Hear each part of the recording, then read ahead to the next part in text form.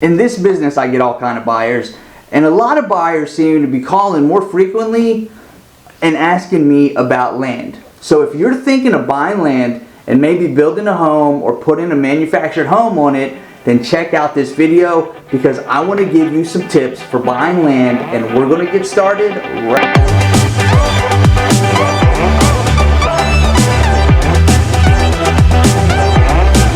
Hello and welcome back to All Things Knoxville with me, Ben Barredo, your local real estate pro and relocation expert for East Tennessee. Before we jump into today's video, I want to remind you I make videos like this every week. So if you like this video, if you want more content like this, make sure to hit the like button, subscribe to the channel, maybe hit the bell, do all those things. Share the video, help me out, get me some exposure. And listen, if you are in need of a real estate agent, if you're thinking of moving to East Tennessee, if you're thinking of moving somewhere around East Tennessee, if you're in East Tennessee, you need to sell a house, whatever the case may be, if you need a realtor, if you need advice, if you need answers, if you need guidance, give me a call, shoot me a text, shoot me an email, go to my website and sign up. I love helping people move to the area. I love helping people in the area. I'd love to help you too. I'd love to help make you part of my legacy. So if you need help, give me a call. Now, with all of that out of the way, let's jump into today's video topic. So as I said in the beginning, I get a lot of calls from buyers that are interested in purchasing land. Maybe they think land is a good investment. Maybe it's, it is cheap, and besides paying taxes, you can pretty much set it and forget it. You buy it, you pay your taxes, and in a few years it's worth a lot more.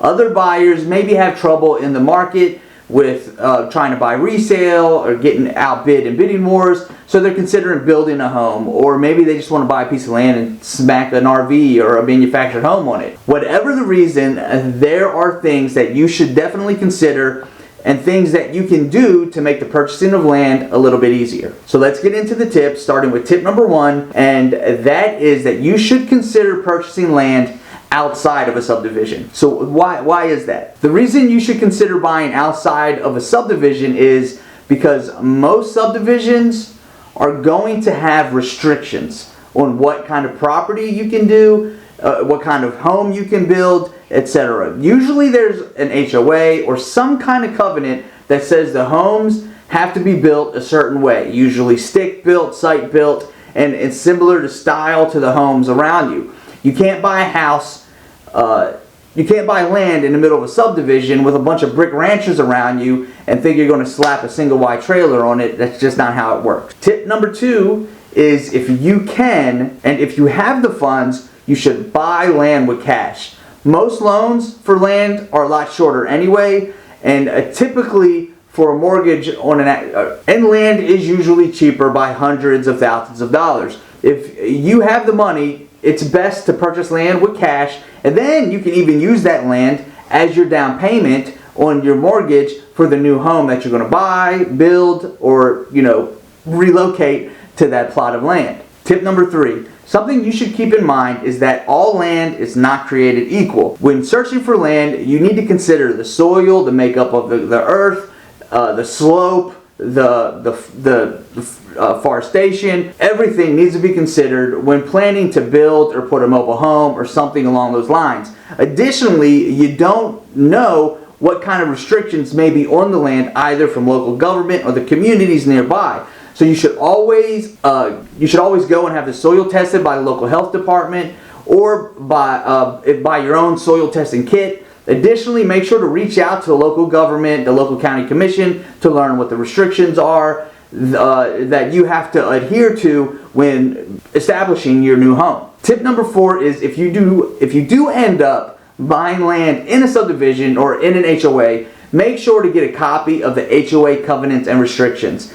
This way you at least can plan ahead of time and know what you're limited to and what you can do when it comes to creating your new home. Tip number 5 is, and we all heard the term noisy neighbor or nosy neighbor. Well, if you're out looking at land, it's very likely, especially here in Tennessee, that the neighbors will come and ask you what the heck you're doing on the property.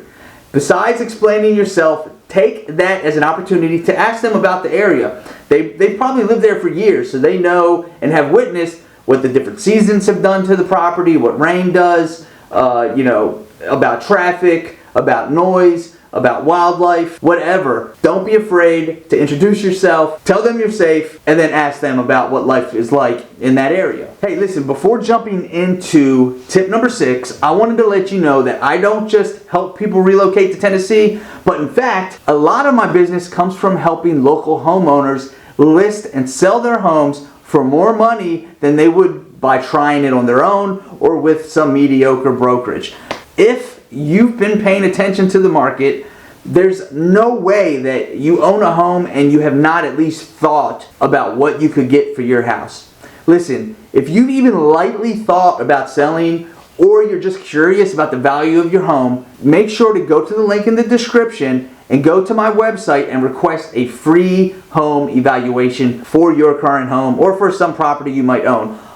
I'll do it personally myself for you and make sure that you know exactly what your house is worth in today's market. Sadly, I can only do this for those of you that live in East Tennessee. So if you are in East Tennessee and you're watching this, take advantage of it, and I hope to hear from you soon. Okay, so tip number 6, the last tip I wanted to give you isn't so much about land as it is just about general money management. But if you're thinking of buying land and you're thinking of building, make sure that you stay in close touch with your builder and the cost of building. Material and the cost of building isn't static, and it isn't going to stay the same as when you sign the contract to when you close on the property. It's very likely that there's going to be cost increase along the way, and the builder's not going to eat that cost. They're going to pass it along to you.